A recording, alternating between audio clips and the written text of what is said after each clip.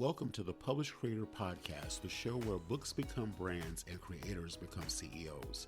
I'm your host, Rodney Washington, a book coach, brand strategist, and founder of the Published and Thriving movement. If you're an author, coach, or content creator with a book, or even just an idea, this podcast will show you how to turn it into a thriving offer, a loyal community, and a lasting legacy. Each week, I'll share real-world strategies, inspiring success stories, and behind-the-scenes coaching to help you build momentum, whether you're just publishing your first book or ready to expand into courses, memberships, and more. Because publishing isn't the end of the journey, it's the launch pad. Let's build your brand, multiply your impact, and create the freedom you deserve. Enjoy today's episode.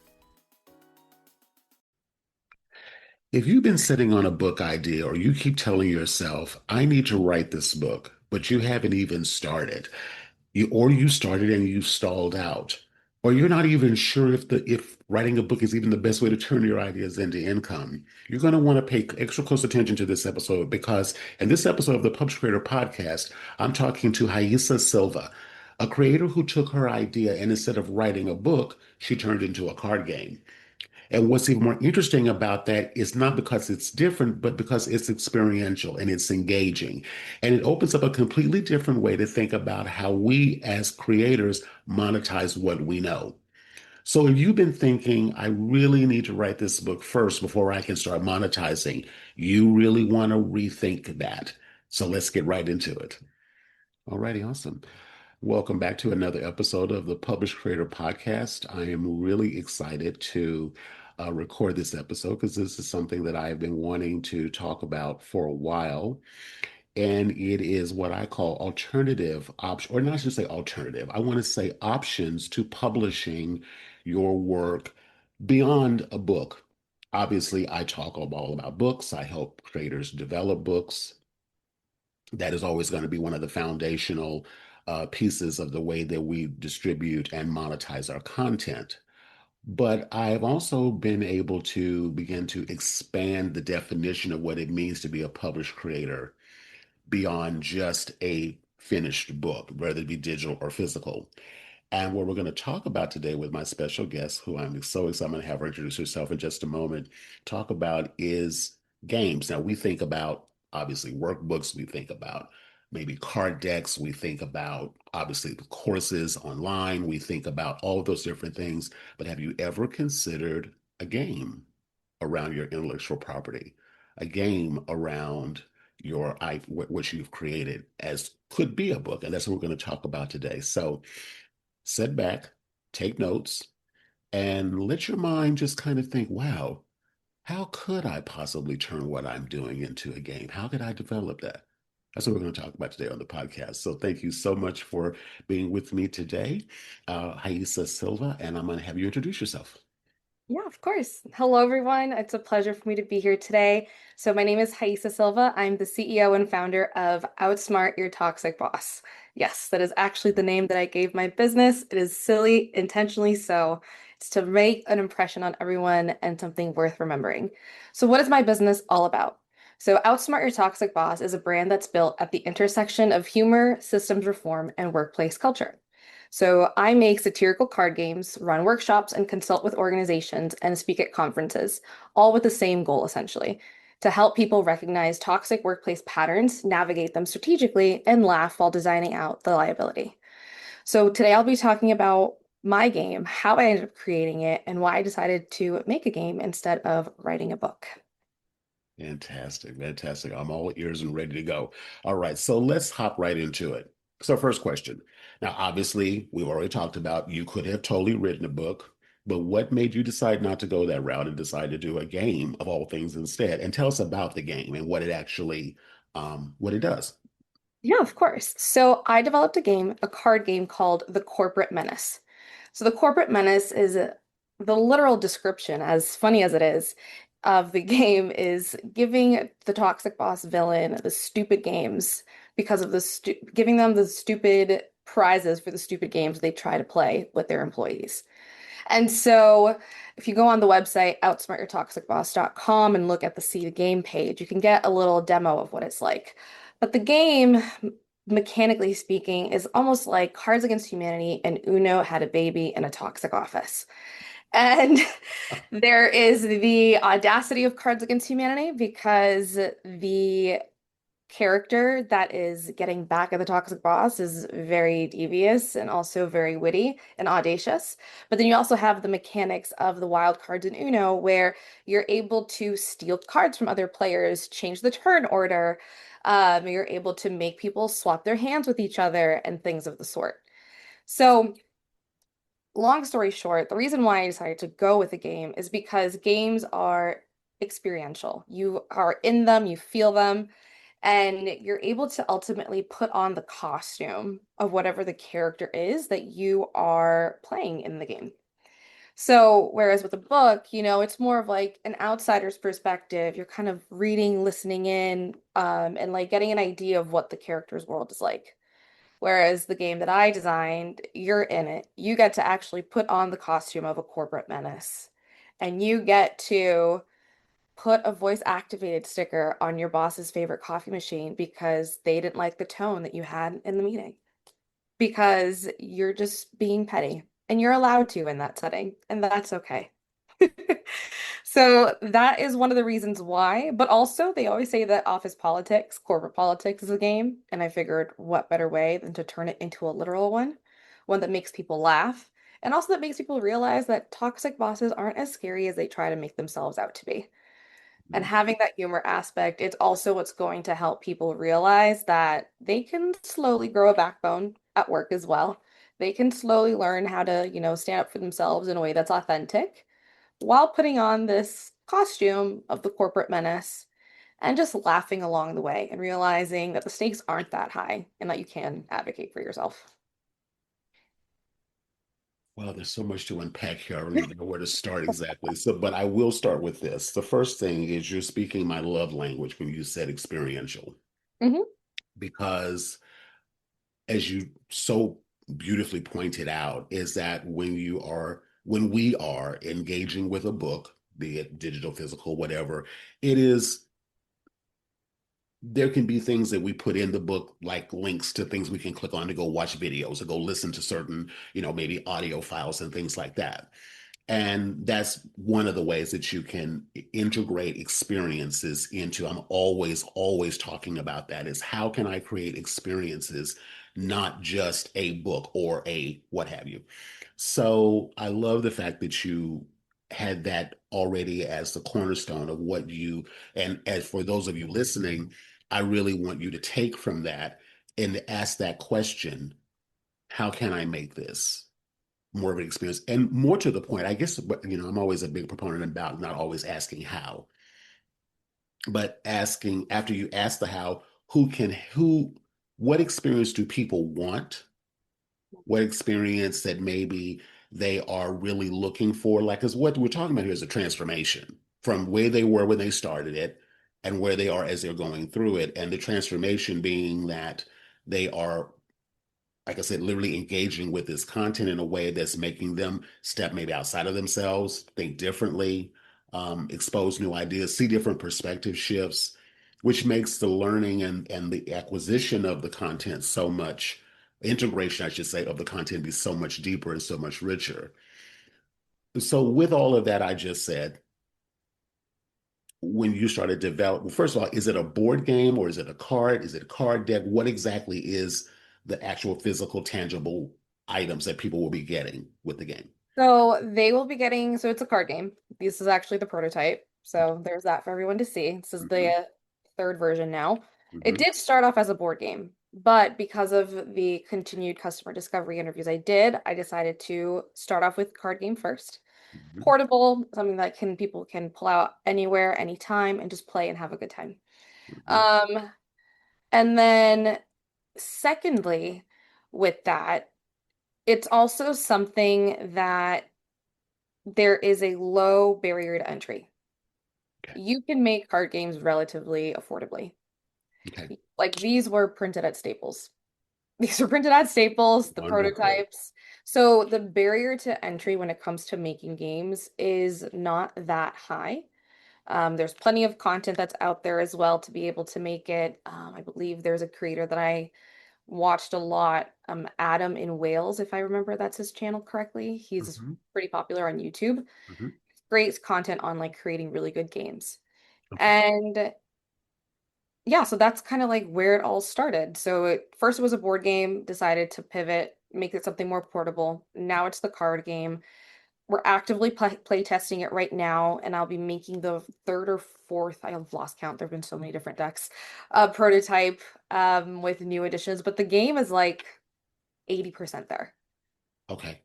which is pretty exciting. So it is almost like perfect, but I'm also a perfectionist. I could, in theory, sell it like this now, but I want to keep iterating just a little bit more. Okay, wonderful.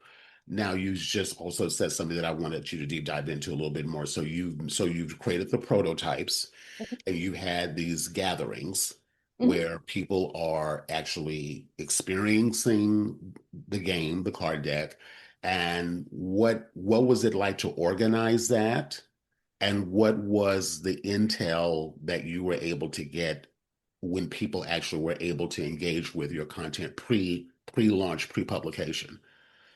So the first time I ever play tested the game, it wasn't something that I organized. I had finished cutting up the cards and I threw them in my bag and I was on my way to go to dinner. Mhm. And just as luck would have it, there was a gaming bar right around the corner from my apartment.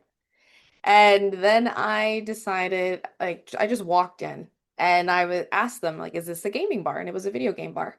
And then there were people at the bar, and then I told them that I made a game and I needed people to play it, and I had never played it with other people before. And then that was the first informal play test. So I just walked right in and asked people to play and join me. People, because it was a gaming bar, they were very receptive, super kind, and they gave really great feedback. So I would probably recommend if you're able to get in touch with like the gaming community in your area when you want to test the first prototypes, do it. It Okay. is more intimidating to actually put your game out there, Mhm. uh, but it is worthwhile because I've played the game now half a dozen times, Okay. half a dozen times with different groups of people, and the game has changed significantly from like the Mhm. design of like this is like the first deck, like the design of the back to like the colors of the cards in the front, things of the sort. Mhm. So definitely just putting yourself out there. And if you can organize things, organize them, but start with your friends. Start with your friends and start Okay. with your family. Okay. But more importantly, know who your target audience is. Yes. So, for example, when I went to that gaming bar, a lot of the people that I play the game with, they don't work in the corporate space. This game is called The Corporate Menace. So there were some aspects of the game that they didn't really resonate with. That is okay. That doesn't mean that the game is bad or the game is, there's an issue with it. It just means that they might not necessarily fit your entire target audience. Okay. And but because this game also plays with power dynamics and power dynamics are inherently human and sarcasm is also inherently human, they Mhm. were able to pick up the game really quickly. Okay. So Okay. it's just being mindful of that as well. Okay. So glad you brought that up because that was going to be my next question. It's like, well, does is that target, is that group that you went to actually the target audience for the subject matter of the game in and of itself? So you already addressed this. That was my next question I was going to ask you. Yeah. Um, and so I would say, and you also answer the next question I was going to ask. Well, if you don't have access to a gaming community in this respect, and would the data be better if it was from the actual people that the in this context the product is designed for? Um, would you get better feedback, or I shouldn't say more relevant feedback, from the people that you are, providing this service for? And then Mm, so I want you to answer that question. Then I would like to ask you, how would you already said family members and friends, but you know, I I say that with a grain of salt because again, is that your target audience that you're selling the yeah, product to? So I'd love you to address those questions. definitely. So when it comes to target audience, so for example, I bring my cards with me wherever I go now because I never know who I'm going to meet. Okay. And I went to an event here in Chicago recently, and there were several other corporate employees that were at the event. Show them the cards, they absolutely loved it. Immediately, people were signing up to play test the game. Um, because the people, again, that get it, get it. So let's say, for example, you are making a game on accounting and the foundationals of accounting. So you have to think about who are the individuals that are going to benefit from this. So they could be students, for example. Let's say, okay, they're students, but are you targeting high school students? Are you targeting university students? Are you targeting, early professionals? Or are you targeting people that have been in accounting for quite some time and they know all the jargon and they think there are certain terms that are funny that pertain to Excel? Who knows, right? Mhm. But it's just like how when you are writing a good story, you create a persona. You also want to be able to create a persona for your ideal customer and then get an idea of what is it they do for their day to day, where they go, where they frequent. Start putting yourself in those spaces and you'll find those people. And then as you just network and talk to people about the game and show it to them, some Mhm. people will be interested, some people won't. Doesn't mean the game's not good, just means that you haven't found your people yet. Also, social media definitely helps. Um, Putting out your ideas out there. I have social media for the game. The TikTok account is more personality based than it is gameplay. Okay. So also thinking about what is the personality behind the individuals that would benefit as well from the game. Okay, wonderful. Wonderful. Okay. So those are good first steps. Now you also said that it's as far as the is it character driven as far as the different as I haven't seen the card deck yet, but is it character driven So identity that so I have ultimately created because this is not the only game that's going to be coming out of this. So Outsmart Your Toxic Boss is the brand. The Corporate Menace is the name of the first game. okay. But within that, I also have 24 office villains that I've created for this game. Okay. And prior to the Kickstarter launch, 10 of those are going to be revealed on the Kickstarter waitlist. So if you go to the website right now and you look at the Kickstarter page, you'll be able to see Gaslighting Gabe's HR personnel file that I created. And so the character, I feel like the storytelling and creating is the fun aspect of it. Hmm. If you're going to make a game, you need to have fun. You Yes. know, you need to be able to have fun. You need to be able to laugh. Gaslighting Gabe is absolutely hilarious to me. Coming up with the names, like if again back to the accounting example, if you have like analytical Anna Yes. and like she has something, that is like her special power, that's something that helps drive the narrative home. Because at the end of the day, stories are inherently human, and we've been telling stories since like the first like dawn. Hmm. So, Hmm. Hmm. yeah, definitely characters are important. I find them to be much helpful. It also makes marketing easier. You have a lot more content as well. Hmm. But then you're not trying to stretch for. Like I have 24 different characters that I can pull from to Hmm. create content about Hmm. and allowing yourself to be creative and having fun, I think is like the fundamental part, especially when you're working with games. Yes. Well, and that also ties back again into the experience, make it Exactly. experiential. There's an author that actually this particular person, I'm not going to mention her name, but she's very like extremely successful teaching people how to trade stock. Hmm. And I've known about her for years, and I found out on the webinar, or I shouldn't say it was a conference that she attended, and she created a course Hmm. teaching people how to trade stock. And it was on a platform called Teachable. Hmm. And she generated the game, not the game, the course generated $60 million in sales from Hmm. this course that she she created. And everyone was like, I mean, I knew about it, I knew about her. Hmm. And so she's already written it. It's being published in the summer, a book.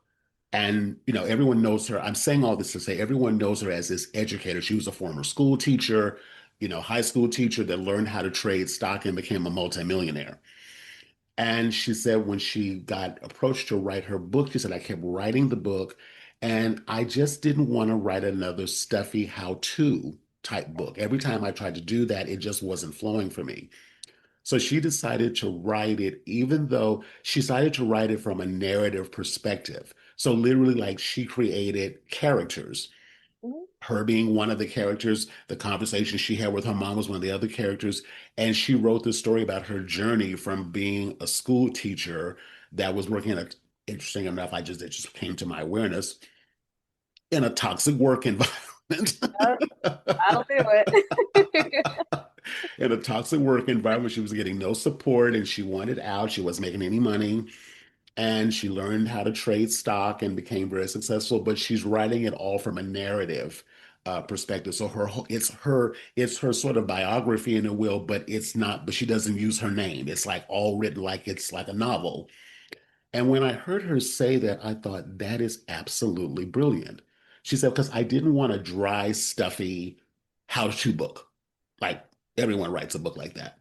So again, this just goes back to circle back around to um, thinking what I'm always saying all the time to my listeners is think differently, not necessarily bigger, but Mhm. just think differently. How can I do a slight slant on what I'm doing?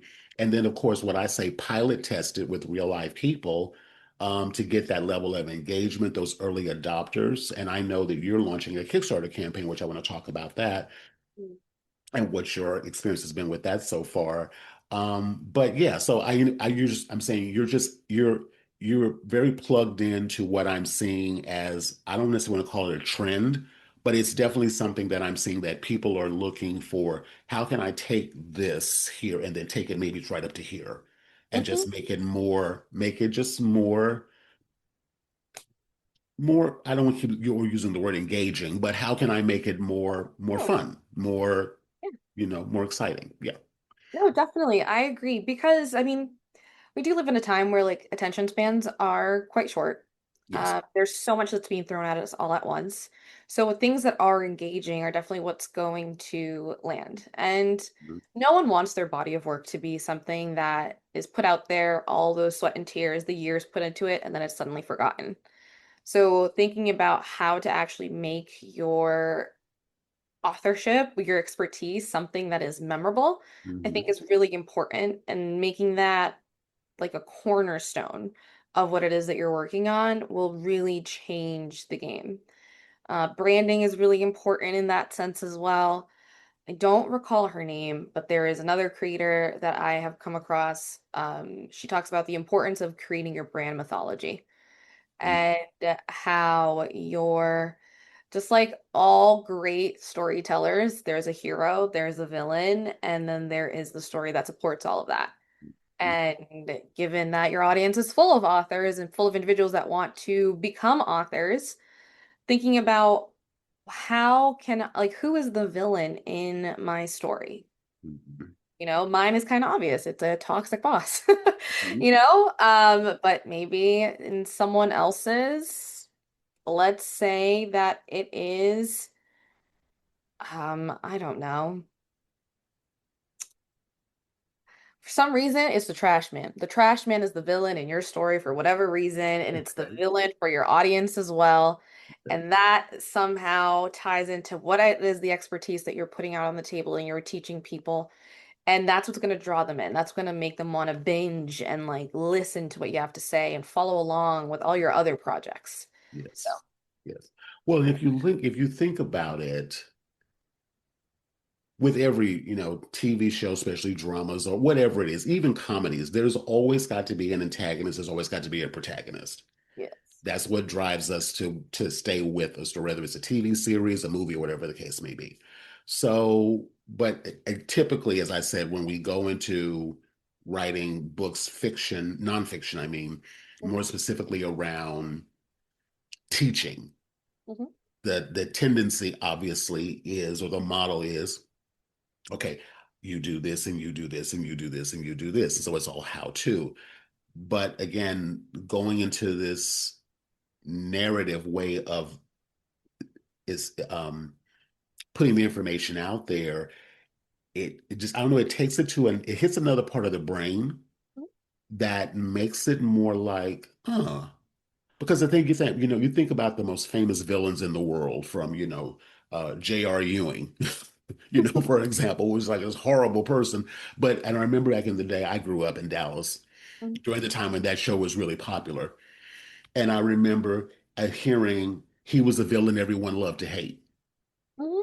You hear that all the time. It's like, so we actually do have an attraction to the villain because then we want the hero to always slay the villain, but the villain always has to be there because even once the battle is over, there has to be a new story a new narrative that comes in that then reactivates the villain to do something that then the hero has to come in and then, okay, now you're at it again. I got to come in, and say one more time. So, but it keeps us drawn to these shows, if you will, or these movies for years. Exactly. Um, Especially like if you look at the crime novel crime or mystery or romance, we want those continued characters. We want to see how they evolve and how they develop. So, putting this spin on teaching how to information, if you will, in this way is something that I was completely taken aback by and thinking like, wow, this actually opens up a lot of opportunity No, for, it does. I mean, like, let's think about it, right? Let's workshop this for a bit. yes. So, I was using the accounting example. So, what would you say is an accountant's villain? So, who might be the villain of an accountant? I think it might be someone that doesn't track their finances. Mm-hmm. That is what makes it really difficult to be an accountant. Mm-hmm. Someone who is not meticulous, someone who doesn't understand the importance of being detail oriented. Mm-hmm. And then if someone is learning to wants to teach others the fundamentals of accounting, Mm-hmm. Mm-hmm. then that is the persona that you are trying to get people to not be. Mm-hmm. Mm-hmm. And then you are taking them on the journey of how to transform someone that is not detail oriented, or better yet, you're getting someone to transform their tendencies to not be detail oriented Mm-hmm. Mm-hmm. to then become detail oriented Mm-hmm. and seeing why that brings value. Mm-hmm. So, in that sense, it's like it is possible to create that like experience, Mm-hmm. but you do have to have a lot of out of the box thinking because, like you said, it's so typical. It's very linear. It's you do this first, and then this is how you teach, and X, Y, and Z. But again, letting yourself be creative and seeing how things might interconnect, I think really does help. Yes, yes. When you said that as you were talking, I had this thought in my head. There was a film with not Matt Damon, but his buddy that he wrote the film Good Will Hunting with. I can't think of his name right now. Um, anyway, the name of the film is called The Accountant. Mhm. Oh, I guess I feel like I've heard that one before. Yeah, and it's like, and I kept I'm bringing it up because you brought the name, like you brought up the title, the career Mhm. accountant or the job title accountant, and I thought about that, and I watched the movie years ago, so I don't remember exactly, but I remember he was like a forensics accountant Mhm. and was with this corporation who was trying to sell it, but basically the numbers weren't, he was able to go in there and actually maybe it was either him or maybe I'm thinking of another character or Christian Bale, one of the two. But the whole thing was this guy was a forensic accountant, and he was able to come in because the math wasn't mathing. And Exactly. you know and they were trying to sell the company, and he was like, something doesn't smell right. hmm And so he took down the villain, whoever was trying to, launder money out of the Yep. business. Yep. So like writing a story like that to show the importance of those traits in accounting. That's good. That was a good one. I'm so glad that one came to me. Can't remember that guy's name. Ben Affleck. That's his name. Ben Yes, yes. Affleck. I couldn't remember his name. I can remember Matt Damon, but I couldn't remember his name. But anyway, so well, this is cool. Okay, so let's switch gears a little bit. So I wanted we when we had our preliminary conversation about having you on the show and interviewing you, you said something that I really resonated with. You said shape shifting author, Yes. and I loved that. I immediately resonated with that. So let's dive into that a little bit because I feel like that's what we're talking about here. Um, uh, Tell me when you first said that to me, what was your intention behind that particular term? Mm, literally shape-shifting authorship. When we think of authorship, at least what comes to my mind first are books, publications, Hmm. pen to paper. Hmm. But to shapeshift means to change the shape of it, change the medium. And like we mentioned earlier in this conversation, that I could have written a book, Hmm. but instead of creating a how-to book on how to outsmart your toxic boss and protect yourself at work and protect your sanity, I decided to make a game instead. And the game is, I mean, the medium in my mind is really just a means to an end. Hmm. So, like, what is the lesson that you're looking to have other people learn? Hmm. So maybe, the way someone shapeshifts authorship is by hosting ceramics classes. Hmm.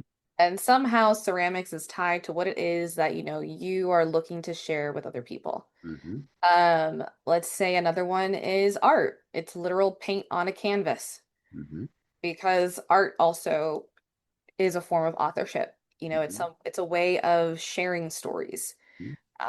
Let's say that it's hosting an event and hmm. having people experience something Hmm. like language exchange events where you're learning about other people, and those are new stories and new cultures and new languages.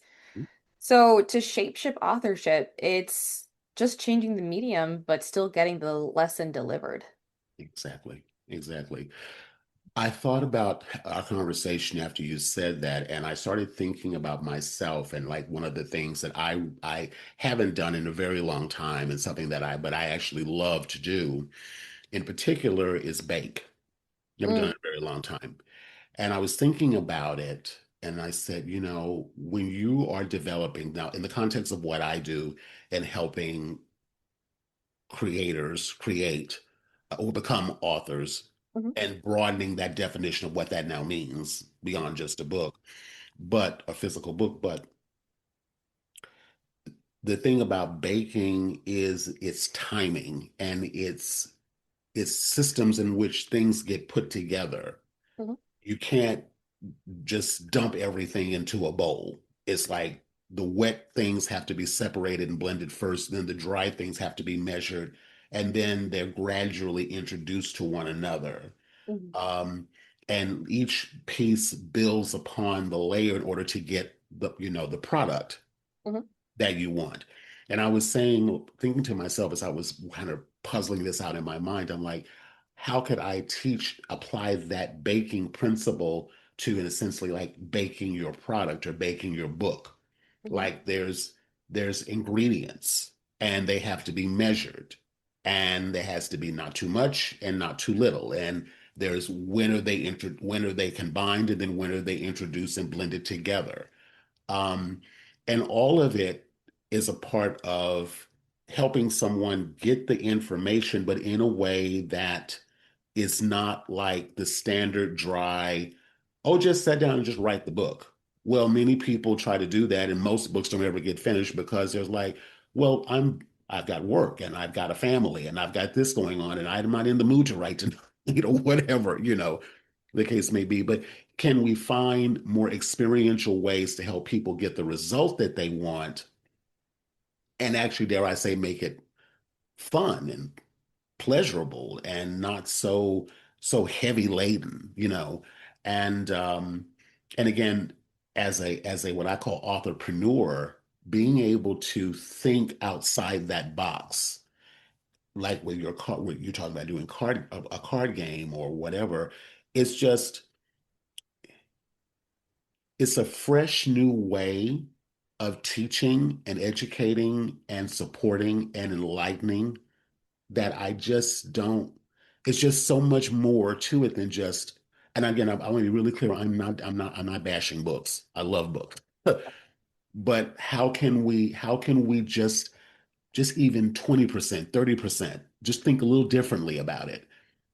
And And the big thing, which I'm taking from what you're saying, is don't do it by yourself. Like if you could have gone off on your own, Haisa, and just designed this whole thing, graphics, car, everything, had a bunch of them printed, not told a soul about it, came out one day with your card and go, here it is.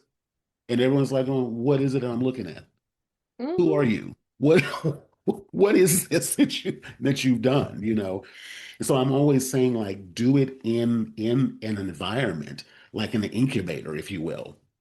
Yes, no, Get I the most definitely intel. agree. Go ahead. Yes, please. Because so I'm currently in an MBA program with this organization called One Day. Mhm, And the whole basis for One Day is they teach you how to build a business and you get an accredited MBA at the same time.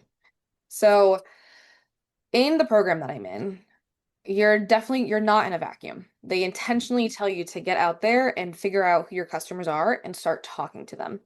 mhm, Because you can create something, but if you don't get feedback on it, people might not buy it and people might not care. mhm, And that's a very direct way of putting it. But the mhm, reality is, it's like people are self-centered. It's not inherently a bad thing. It's just that we all have our own lives going on, mhm, and it's hard for us to kind of care for other things, especially in such a fast-paced world. mhm, So it's important to get that feedback because it's going to help you make the product better. mhm. And you have to be open to that feedback because if you're not going to make something good. It's Yes. just the reality of it. So you have to be able to get feedback. You have to learn to not take feedback personally. Yes. Like there was grammar issues on my first version of my card deck. Mhm, Some of the colors that I picked didn't look that great in different lighting. mhm, The back of the card, you could very much tell it was generated by AI because I am not an artist. So you had mhm, to leverage AI to be able mhm, to make these things. mhm, Um, and it's some of the cards, the humor didn't land, and I had to iterate. You have mhm, to continuously keep working on it and refining it until you have a polished product that is ready for market that people just can't help but want to get their hands on. mhm. So you need to get that feedback. You need to go out there. I'm personally someone who's very extroverted, so I don't mind approaching strangers. Like Yes. I've been riding public transportation here in Chicago, and like I will talk to people about my game. And I understand that that's my personality. Not everyone is like that. But you have to, if you're going to be an entrepreneur and you're going to really put yourself out there, you have to go all in. There's no one foot in, one foot out. Either you're doing it or you're not. Yeah. Yeah, you are. And it is a personal choice. I mean, I totally have respect for uh, author creators, if you will, who choose to just go off into their world and create their work and put it on Amazon and go on about their day. I have no issue about that. But if you want, in my personal opinion, if you want to maximize the intention behind why you created what you created and really help the people you're creating it for, and yes, increase your income potential and just get it's an even exchange, the full weight of and the impact. I mean, you're seeing in real time, so the real impact that what you created is happening on people, not them buying it online and you never see them. You have no idea how it's landing for them. It can't help but, as I know you're going to make more, as you said, it's going to help you make more product because you already have that real-time intel feedback. Is what I've always been saying for years, is that entrepreneurs are the ones who are willing to get in front of their product Mhm. and stay in front of it so that they can build the best possible product that can always be reiterated. Mhm. And that, if you think about, someone just said the other day with the iPhone, we wouldn't have the iPhone 17 if they stopped at one. Yeah. And they put that phone out knowing that it was not anywhere near perfect. And we paid them thousands and thousands and thousands of dollars to get Mhm. to 17. Yep. Exactly. Anyway, all right, so let's switch gears. I want to talk about your Kickstarter campaign and how you did why you decided to go Kickstarter in order to fund it, and Mhm. how is it impacted, or is Kickstarter a part of your launch strategy? That's the question I want to ask. So I would say that yes, Kickstarter is definitely part of my launch strategy. I decided to go with crowdfunding because this is a product that is for the masses, you Okay. know? Mhm. It's not necessarily for investors, um, because I wanted to keep the core of the brand authentic. Mhm. So, what inspired this game was my personal experience with outsmarting a toxic boss. And I can say that with full confidence, and I'm able to actually capitalize on that now, which not a lot of people are able to do. And that was a very intense journey to go through all of that. And to be able to keep the voice authentic, to keep it mischievous, to keep it audacious, you know, it means that I have to have full creative control of the actual brand. And crowdfunding is what would allow for me to do that. Investors sometimes do have a say in like what direction you tend to go in. Mhm. Crowdfunding, though, it also helps validate proof of concept. So if people are signing up for your wait list, then that means that you have something that they are willing to wait for. If you have go with crowdfunding, that means that people are willing to invest in you as the founder, as the entrepreneur bringing something into the market, and they believe in your vision and they believe in your mission. Mhm. And that is really why I decided we're going to go through the Kickstarter route. Yes, there are other platforms as well for, games and things of the sort. But Kickstarter, like I've been a Kickstarter backer before. I've really enjoyed the products that I've gotten from Kickstarter. And since I've been a backer, I figured why not also be a creator on there as well. Yeah. Now, I did an interview, which I'll link to it in the show notes. I did an interview with Josh Jenny several months ago. I think before you and I had our first conversation. He's back last summer, I believe it was, the end of last summer. And I had just interviewed Josh, who did a very successful Kickstarter campaign Mhm. for his indie book project and raised, I think the last time he and I spoke, it was around 200, it was a quarter of $1 million when we spoke, when we first met. And I believe it's now up to, I think, a little over 300. And he's now working on his second project. And Mhm. I remember when you and I first had our first conversation together, vividly, what I remember from that conversation was he said, make sure that you have a basically a hungry audience already anticipating the launch day of when they can go and support the product, and that those first hours that it's live is really critical to um, its success and in terms of hitting the numbers that you want and then having continue to grow. Yeah. So I'd love to ask you, and following up, several months later, Mhm. how has that proved? Let me backtrack a second. Has the Kickstarter campaign started? No, it has not. So I'm in the pre-launch phase right now.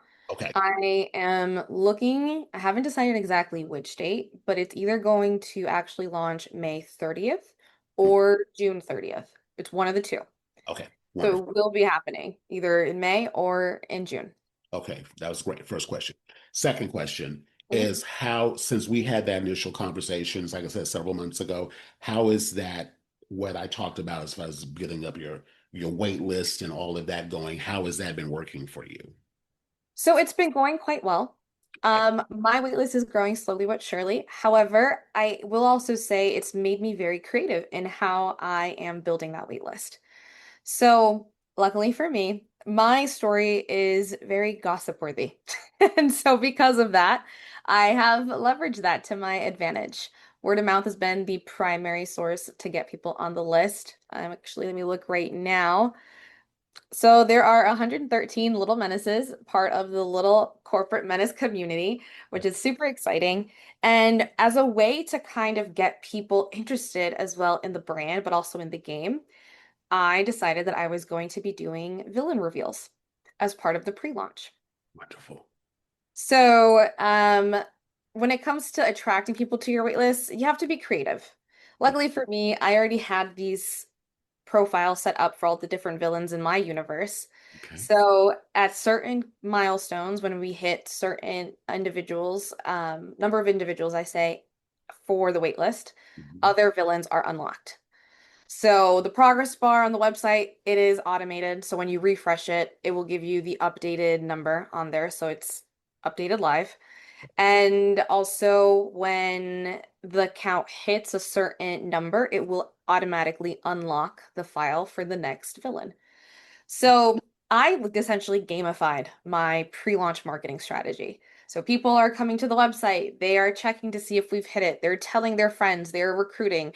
And unlike with the Kickstarter where you are recruiting people to buy, instead of buying in automatically with your dollars, buy in with your email Yeah. and read the files for yourself. And see if you think my humor is worth your while. See if the game is something that's worth your while. See if the newsletter is. And then in doing that, then you get to really decide if you're going to be a backer. But in the meantime, I have a very big goal. Some might say it's a wild goal, but I like being a little delusional sometimes. And the goal is to get 10,000 people to sign up for this wait list before the Kickstarter launches. So we will see what happens. We're making strides slowly but surely, but putting it out there, and whoever wants to check it out can check it out. But there are 10 different villains. One has already been released to the public. And when we hit 7,500 Little Menaces, then the entire Little Menace community gets to decide what sector of the workforce is going to be the next card deck. So if it's going to be government, if it's going to be healthcare, if it's going to be academia, or if it's going to be, what was the other one? Nonprofit, because the first one is corporate, because that's where I was working before.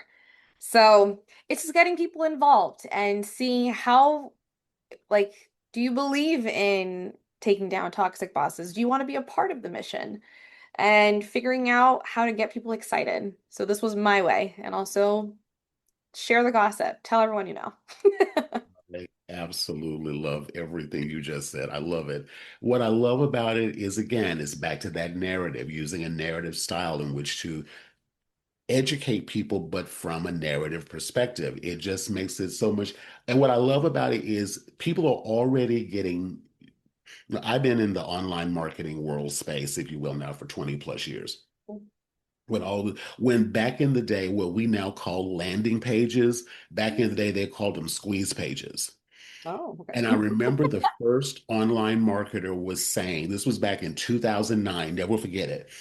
He said, I am no longer calling my landing page a squeeze page because but the whole intention was the only thing you could do is wasn't going to be on your website where all the other links were going to be. Either you gave the contact information or you left. So they basically cause I'm going to squeeze the information out of you. And that was the initial, terminology. That was back in like 2006, 7, 8, 9, so forth. So this big internet marketer said, I'm going to call mine a welcome mat page. Mhm. I don't want you to feel like I'm shaking you down for your contact information, to do that. And so then they dropped all of that and they started calling them landing pages. The same thing, but all of that aside, whatever you choose to call it, you're not just giving someone a typical, like, oh, download a PDF or go get this or go get that. Like, you're starting the experience, Haisa, from the minute that they go to your first point of engagement where they can give you information. You already setting up what the journey is going to be like to walk with you. And I think that's absolutely and totally brilliant. So bravo to Thank you. Yeah. you. Thank you. I'm like, we need to make it fun. Like, if I'm going to be selling a game, I have to show people that I know how to have fun and Yes. how to gamify things. Yes. So this is how I did it. Absolutely. This is That's how I did it. brilliant. Wow. I'm blown away by that. And you got to give me links to everything so I can put all that in the show Yes. notes for everyone.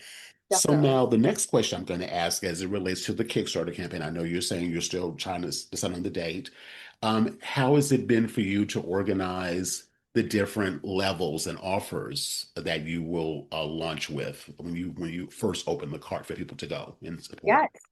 So I'm still in the process of doing that. I had created the entire campaign, got feedback on it. Again, feedback, very important, especially if it's your first time.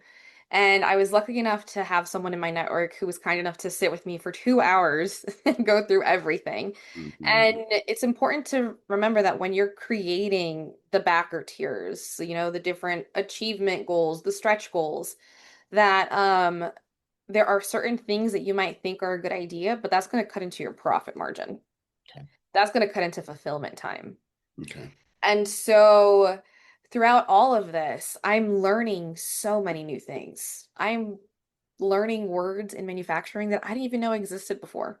Hmm. I'm learning the different types of cardstock that exist out there Hmm. that I was not privy to. So you're very much a beginner, especially if you're starting out on your first one.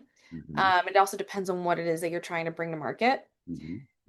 But taking everything down, writing notes, allowing yourself to be the student instead of the teacher Hmm. is definitely very helpful. Hmm. Like I had a conversation with a card game printer, and on the call, I'm like, I don't know what any of these words mean. I'm a visual learner. Can you please send me cardstock examples, like samples, like over the mail so I can feel what they're like? Yes. Can you send me pictures of what the different boxes are supposed to look like? Working with a packaging specialist, it's like, I don't know what these files are supposed to look like. Hmm. I don't know what you need from me. I Hmm. just know that I need to speak to you at this time.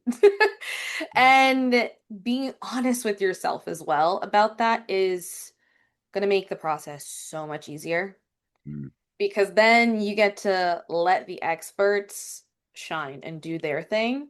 And Hmm. there is nothing that people love more than helping other people and also flexing their expertise a little bit. Let them. Yes. And that's really what it's been like. I'm still developing the campaign. I am a one-woman show. Gotcha. So everything like the website, I did that all by myself. Well, with the help of Claude, I will not lie. I am Gotcha. not a coder, but I am a very good prompter. So, setting up the website, doing the marketing, setting up everything else. I come from an operations background, so I think in systems. So I'm building these systems to be able to help me sustain the business as well. This isn't just going to be a one-time campaign. This is something that I see happening continuously. Like I want more decks. I want people to get help in other areas of the workforce that may need it. Because that's really what the game is all about. So, Wonderful, wonderful. Yes,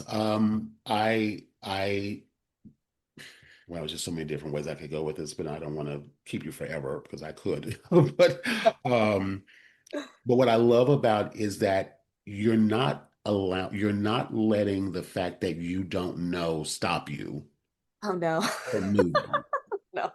And this is something, there's a book by a gentleman's name is Dan Sullivan, I believe is his name, and it's called Who Not How. Mhm. And I'll put the link in the show. I'm talking about this book constantly, constantly talking about this book. And what I love about it is that as creatives, and many people, but more so creatives, we sometimes will tend to get stuck with, well, I don't know how to do that.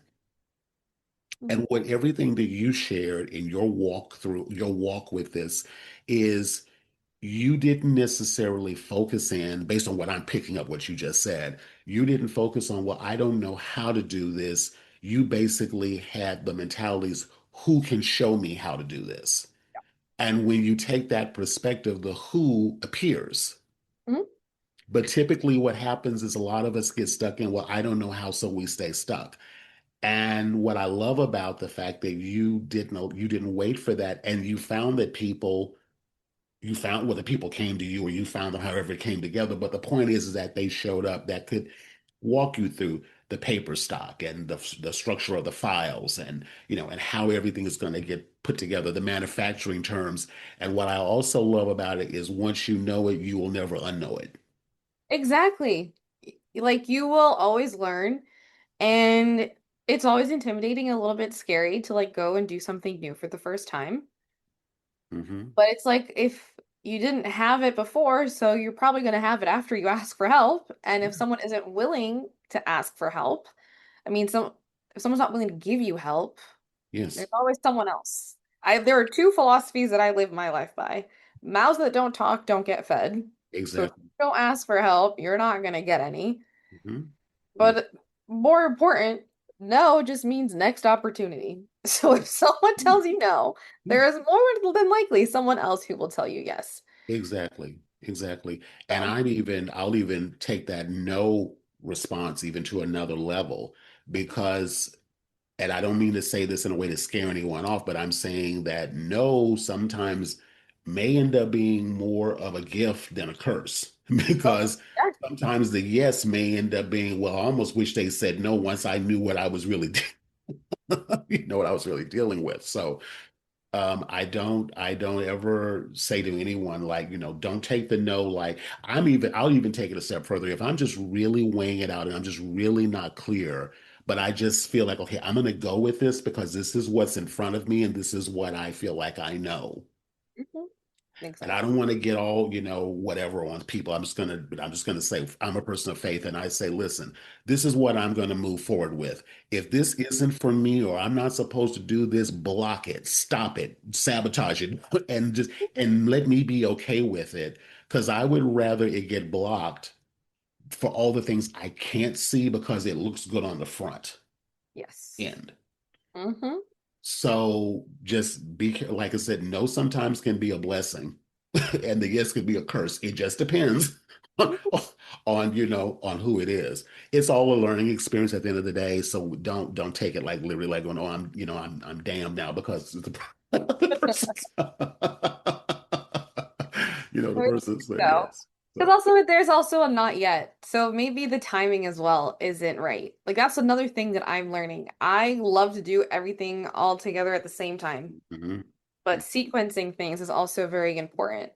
I mhm, wouldn't be able to have these cardstock conversations if I didn't go to Staples and print these out by myself first. mhm, mhm, No, I wouldn't be able to talk to a packaging specialist if I didn't have an idea of what I wanted the design of the cards to look like. And so it can be frustrating at times when you're trying to bring something into the world and you're doing it by yourself. mhm, But that's also the beauty of it because just like in nature, you have your times of winter where the seed is in the ground and it's not doing much. And mhm, then slowly it comes out and it starts to bloom. And then there's the harvest. mhm, And thinking about it that way, when you are first creating something, like that's the winter period where you mhm, are doing things behind the scenes. mhm, And then as you need more help, you start talking to more people and then you start to put your stuff out there. And with time, you get more comfortable with talking about it and then it's ready for the harvest. It's there. People are yeah, ready to consume it. yeah, Um, yeah, so thinking about that as well. And also we live in a digital era. Like YouTube University is very much a real thing. If yes, you want to learn about cardstock, I'm sure people are making videos about it. yeah, If you exactly, are need exactly. to learn like something about them, like there are people out there that genuinely love talking about these things and will happily share free content online. You just have to take the time to investigate and research as well. Want So, to do it. And nowadays, you don't even really need that anymore. I mean, we've also got, like I said, Chat GPT now. At least it can start to give you some information or, Claude or what have you. But yeah, I remember years ago, I had a client that I asked a question of, and he said, well, did you contact the Oracle?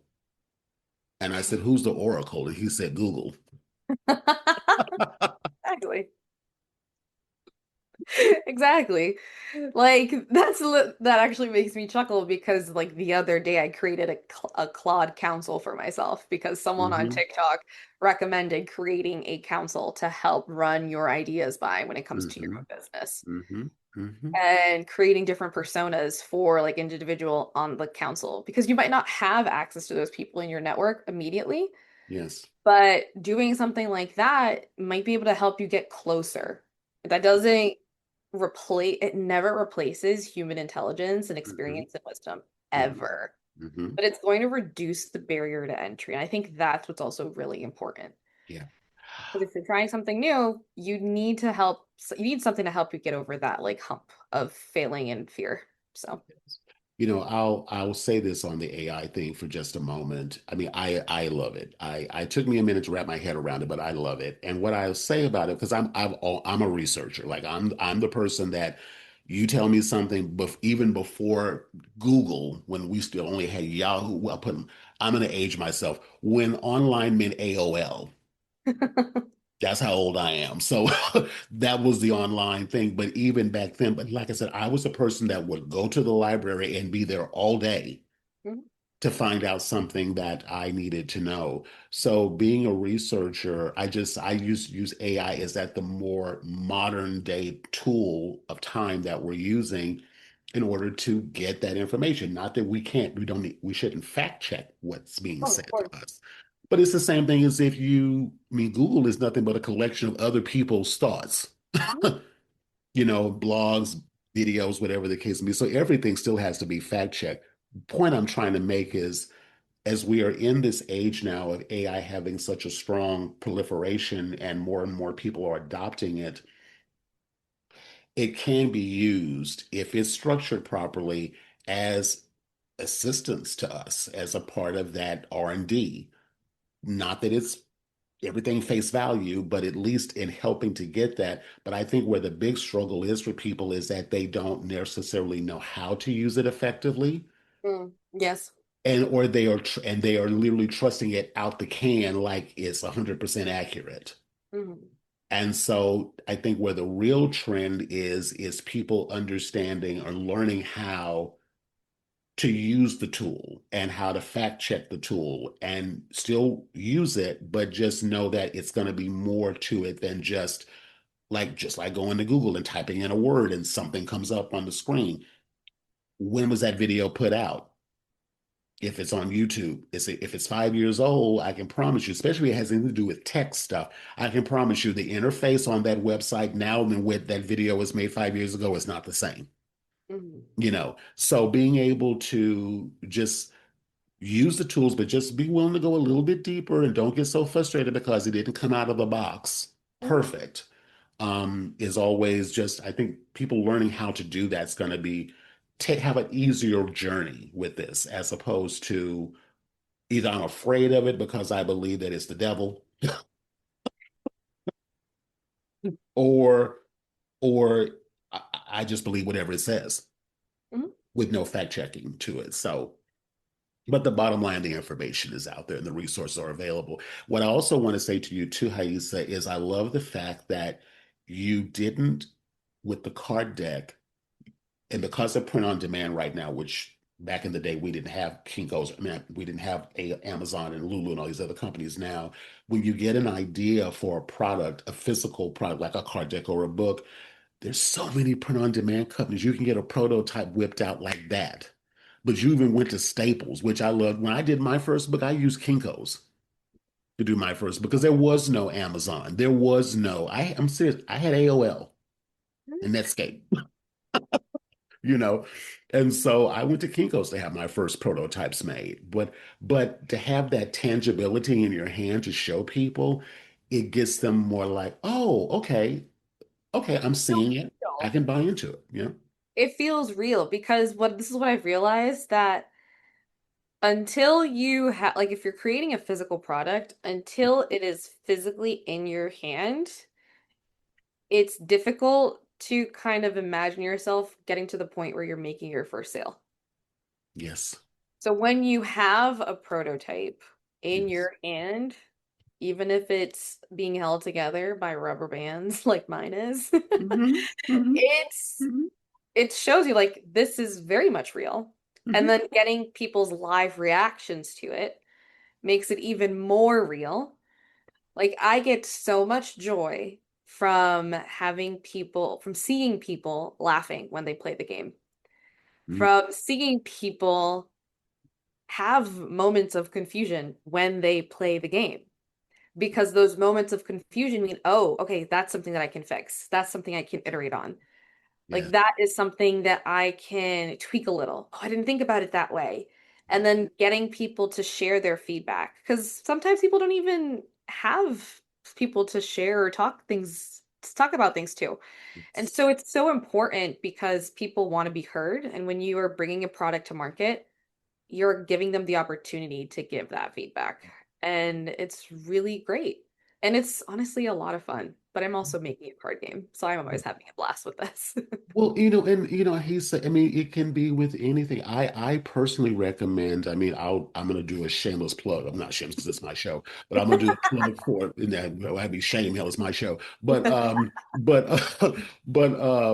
doing a plug for my book. So this is the book I'm working on right now. I don't know if I can't see it, if I've got Oh, that yeah. thing on. But anyway, but I started doing. It's called the Entrepreneur Decision, Mhm. and I. Well, so I'm showing the book, but this is the mock-up of it. I can't see myself on camera here. But this is the mock-up, but this is just the cover. The Yeah. inside of this is completely blank. Hmm. Now, what I did by doing this was I said, first of all, I wanted it in my hand. I wanted to hold it to make it tactile, to make it feel real to me. That was the first thing. The second thing was I knew by seeing it sitting on my desk, staring me in my face, it would make me work on it because I look at it and I go, oh, like this is actually real. Now I know the inside of it is blank, Hmm. but as I'm working the book, I'm workshopping the book, I'm workshopping the content that will go into the book, and I'll be featuring the people that I'm working with inside the book. So I'm building it with them. Exactly. And as I've shared this with people, I did a video about it, which I'll put the link into it in the show notes. I did what I call an unboxing. So I ordered it from the company I use, which is Lulu, Mhm. ordered the prototype. The mock-up. I got it in the mail. I had not seen it. I literally opened the box on camera, Mhm. look at it for the first time. And I did that and then made the video about it. And then I got so many people commenting about it. They said, I never would have thought to do that. I never would have thought to just go and get, because now it costs me $10 to do this. Mhm. And I'm not telling anyone to go buy it because I know it's blank on the inside because I am building up I'm doing my what I call my interest group, my interest audience. I'm getting their buy-in as I'm developing. And I personally believe this is the new, fresh way in which for us as published creators to create and market our products. I love the fact that in your case, you chose to go to Staples. I probably could have gone to Staples and had this done too. But imagine just now, this was the cover. This was AI. I mean, I did a little zhuzhing with it in Canva, but I have the skills to be able to do that and move on it. Now, imagine if I had just gone up and not told a soul about this and spent 6 months writing this and I told no one about it. It'd be an expensive hobby. Yeah, yeah. Yeah. Well, the bottom line about it is not even that. It's that I'm still going to have to promote it. Yeah. I'm still going to have to market it. I'd rather do it now as I'm building it in real time, building the plane as I fly it, as I heard a business coach say years ago, as opposed to I'm not going to tell a soul. I'm going to go off into my cave where no one will see me, and I'm right by candlelight in the middle of the night. No one's going to what I'm doing, then I'm going to come out. I always say in my webinars, I'm going to come out like the Lion King holding baby Simba out into the air, whatever. So, but no one's looking for Simba. No one knew Simba was coming. So I No. just believe that is mark. What you're doing, Haisa, is you are marketing. You're not marketing once the game is done. You're marketing now. Yeah. And Yeah. that's what I love. And that's what I want everyone to take from this conversation. Once you decide that you're going to develop this idea, what's the quickest, most tangible 1.0 version of your idea can you get into people's hands literally?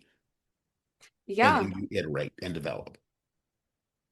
For example, the first prototype that I had for my game, I needed to validate that people actually found my humor funny. So I Mm, was making a whole bunch of memes on TikTok mm, about outsmarting toxic bosses. mm, And I did that for 6 months. And it was each meme was a different angle on the humor, trying to see what resonated most with people to get an idea too of like what would give that satisfying emotion, right? Mhm. How they would actually embody the corporate menace costume.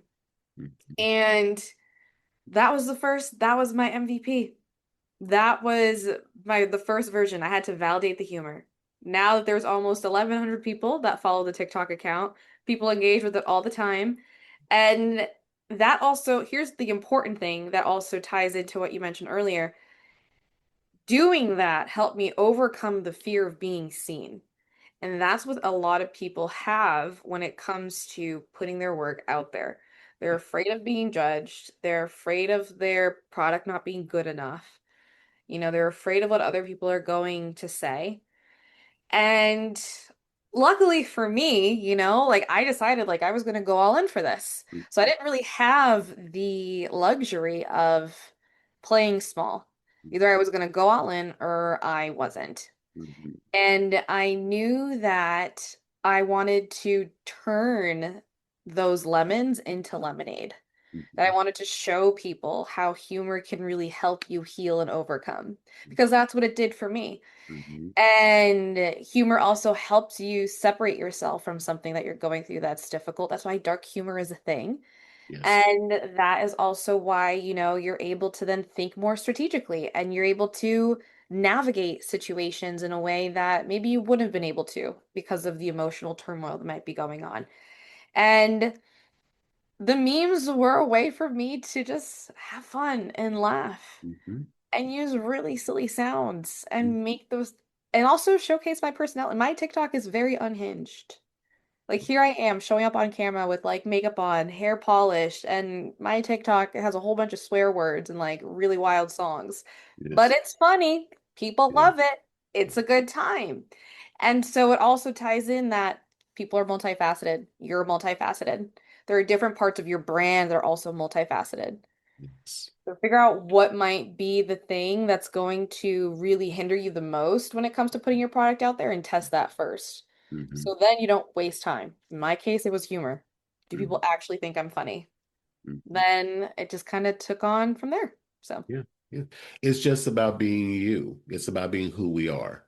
You know, I definitely grew up in that era where you had your corporate polished version of yourself, and then you had how you really are when when the uniform is off. And it wasn't even that I realized, I just, this is it. This is me. This is how I am.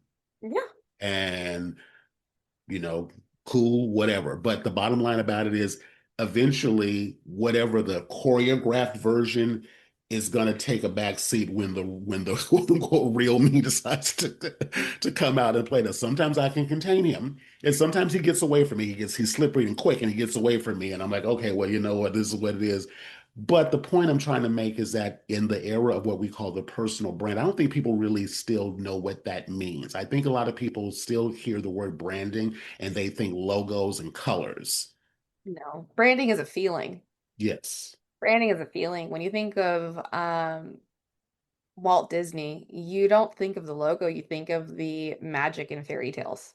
yes. When you think of Nike, you don't think of The sneakers. swoosh. Think Yeah. of someone who just goes out and does something. Just do Um, it. and the thing is with branding too, it's what kind of emotion are you looking to evoke in people? Hmm. And what do you want them to remember you by? Hmm. And with my brand, literally called Outsmart Your Toxic Boss, Hmm. I named my company that because I thought it was hilarious. And I Hmm. thought it was ironic. And Hmm. I thought it was a really fabulous way to Hmm. elegantly flip off the corporate space in a Yeah. really funny, satirical way. Yeah. But at the same time, it's something that's memorable and it's polarizing. Hmm. And to have a successful brand, to have like a cult following, Hmm. Hmm. it's good to have a polarizing brand. Yes, And absolutely. I'm also the kind of person that very much can be a menace. And I enjoy that about myself. And that's something that comes to my personality. And because I know that I am the kind of person who would put a voice activated sticker on a coffee machine just to be petty. I know I would. And I have no qualms about that. Like I would totally do that, unashamed. Well, And not everyone is, but that's okay. You get to try on the costume, you get to see what it's like and see how that's going to make you feel. You can laugh about the absurdity, you know? And that's what people are going to remember my brand by. They're going to remember the audacity. They're going to remember the mischievousness. They're going to remember, the directness, the no shame. And when it comes to your personal brand, it's really what do you want to be remembered by?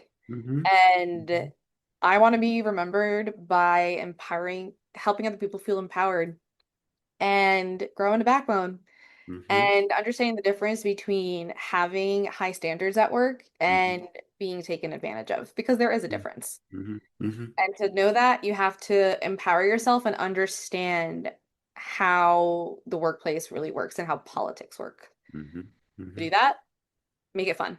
Yeah. Help the people stay engaged. Well, at its core, hey, so what you're really doing is you're in giving people the maybe for sometimes for the very first time the realization that they don't have to just put up with it because it's a paycheck attached to it.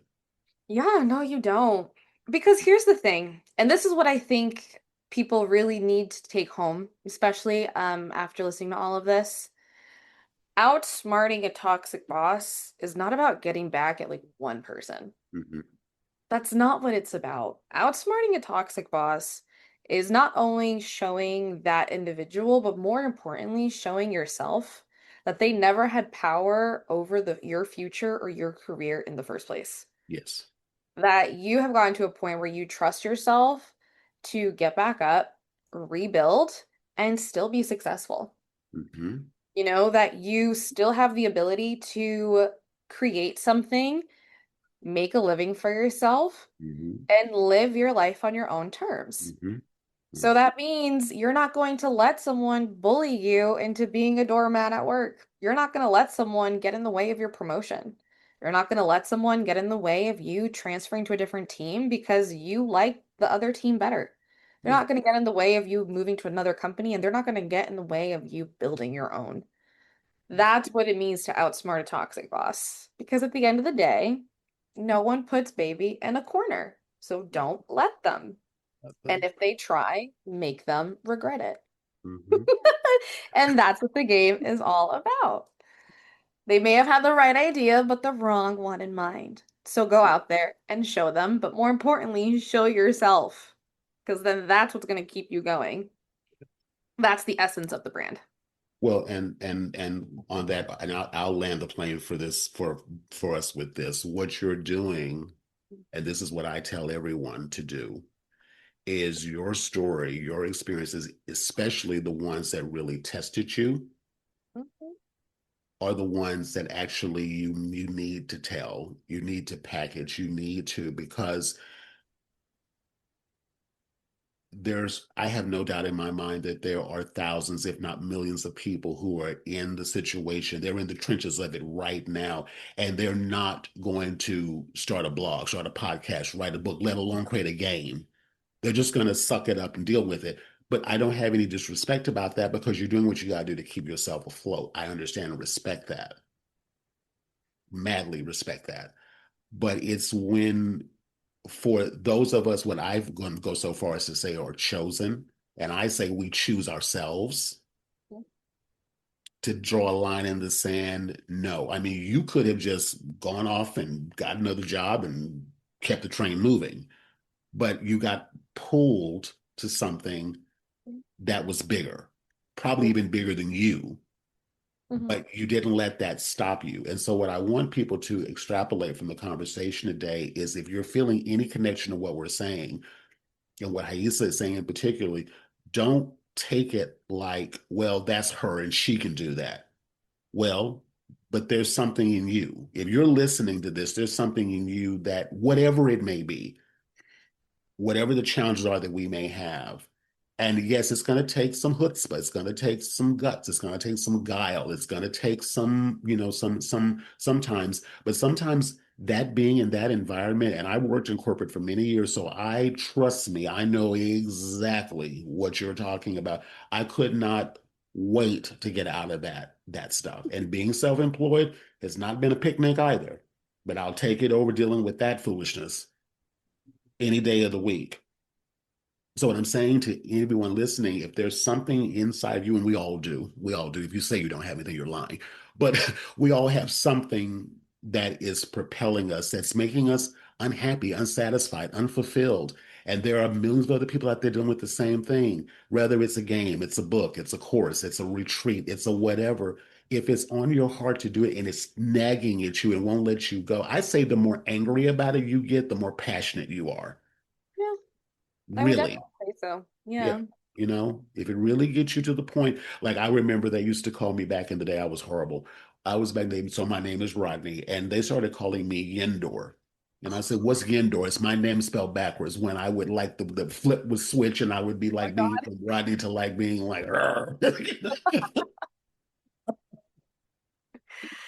kind of thing. But it was just like, and I remember when we had our last sort of meeting, and they were like going, "Well, Rodney, they won't do this and they won't do that. So what do we do?" And I'm like going, "Leave, Mhm. go someplace else. You don't have to stay here. That's what I'm doing. Leave. We don't have to put up with stuff that we don't like." No, we don't have to. And the thing is, when you're in the thick of it, it's hard to see what the alternatives are. Hmm. And that is by design, which is why I created the villains in the universe in the first place. Hmm. Each villain is an example of what tactics are used in coercive control, how that's used in that kind of an environment, and Hmm. like the academic research behind it. So you can spot the patterns. And Hmm. this is going to sound really funny, but I mean it literally. So I've heard it's like in Alcoholics Anonymous, they say that self-awareness is the first step to change. Hmm. And I'm not an alcoholic, but it's just something that really stands out because for you to realize something needs to change, you have to become aware, Yes. right? Yes. And so you may not be happy, and there is a reason why, and that is okay. Becoming aware is what helps you then strategize and realize what are the next steps that you have to take. Yes. The game is designed to make people more aware because some people don't realize they're working in a toxic environment until they're out of it because Yes. it's normalized, you know? Yes. And so in the game, the situations, they are satirical enough and outrageous enough that you're like, oh my God, this is crazy. This is something that's in this card deck. But at the same time, something very similar to me happened that I went through, or that, like, my cousin went through, or my friend, Hmm. whoever. Hmm. Hmm. And you start putting the pieces together, and that's where the pattern recognition comes in. Hmm. So if you're not happy where you are right now, career-wise, that's just data. It's a signal. And you have to allow yourself to explore. Hmm. And that's the hard part. It's allowing yourself to. Hmm. Hmm. Because there is probably a reason why you're unhappy, and it's also because people people or things are getting away with making you unhappy. Yeah. Yeah. And they're benefiting from your dissatisfaction of life. And when you think of it that way, it's like, how do I take back my energy, take back my focus, and bring back happiness into my life in little ways? Even if Hmm. that means you bought a new spoon, and it's your new favorite spoon, and you're like your new favorite ice cream. That's a Hmm. moment of happiness in your life. Hmm. But Hmm. so Well, yeah, what you're doing, right, how you say, is you're helping people, again, what I'm always saying constantly all the time, is you're helping people think differently. yeah. You're creating an experience. So this is the takeaways. You're helping people. First of all, you're taking your own experiences, your own dramas, traumas, everything that happened, and didn't take it from the perspective of, oh, this is done to me. I can't do anything about it. No, no, no, You not at know, all. you took Uh-uh. that and then you figured out how to package it in a way that actually helps other people realize that they don't have to deal with it either. No, they don't. And honestly, what I'm gonna say next is I'm laughing. It's just so on brand for the corporate menace, but I personally think there is nothing more iconic than reducing someone's management style into a deck of cards and profiting off of it. And that's what I'm gonna do. Because my attorney, my mom, and my therapist said I could. And that's the holy trifecta in my life. So let's go. I love it. I love it. I love it. I love it. I love it. Oh. Oh my God, this has been such an amazing. I'm so glad that we were able to have this conversation, and I Yes, wish you definitely. nothing but success with this. I have no doubt in my mind it's going to do really, really well. So for you all listening, I'm going to have all of the links into the description here on YouTube, where you can click and check out your Haisa's landing page. Definitely do that. Get on that wait list so that you'll be notified when the Kickstarter campaign comes in. I'm also going to have some links to the interview I did with Josh Jenny, who talked about his success with Kickstarter. And I also will have a link in there to how to get a sample preview of my forthcoming book, which I don't know when it's going to happen yet because I just put the mock up out there. The Entrepreneur Decision. What I really want everyone to take away from this is that, again, I keep saying this over and over again, like a broken record, but it's the truth. Think differently. Like maybe you've been wanting to put your passions, your talents, your interest, your frustrations, your fears, or whatever. And maybe the book is not really coming together. Maybe it is a card deck. Maybe it is a course. Maybe it is. So I like to expand the definition of authorship from just being a printed book or a digital book. It could be any of those things. And just allow yourself to kind of, as you're listening, kind of permeate on that a little bit. If I did want to make a card deck like Haisa, how would I do that? Go back and listen to some of the things that she said. Perhaps maybe you start playing with AI, or you're doing some sketching, or you're writing out just, some ideas or whatever. Brainstorm it, workshop it. If you want some additional support around it, contact me. I know that Haisa is in the middle of her launch. What I would love to do, Haisa, is after the launch and everything goes off, maybe later in the early fall or late summer, I'd love to have you back. I would love to hear how it all went if you're open to Of that. course. So I would love that. I think that'd be great. Yes. A Wonderful, full circle moment. That'd be perfect. Yeah. wonderful, wonderful. Because I really love this idea. And I just feel like, because you made me think, I says, why does authorship have to mean just a book? Mm-mm. It doesn't have to mean just a book. Not there's anything wrong with the book, but it doesn't have to mean just a book. It can be audio. It can be a myriad of different things. I'm always saying try to meet our people in the learning modalities in which they most resonate. It Mhm. could be a variety. It could be audio and video and a book and a card deck. I'm not saying you're going to do all of this, but I'm saying it could be, a blend of these things to meet people where they are. But what I love about it is that you're focusing on one model. Oh, yes. Now I am. But that's also because I've had to learn how to focus on one thing. It's not Yes, easy, but yes, it does make it easier after a while. So. absolutely, absolutely, absolutely. So, Haisa, do you have any final words for the listeners, or Ooh, yes. Go to outsmartyourtoxicboss.com, snoop, read, gossip, tell everyone you know, sign up for the wait list, read yes, Gaslighting Gabe's file.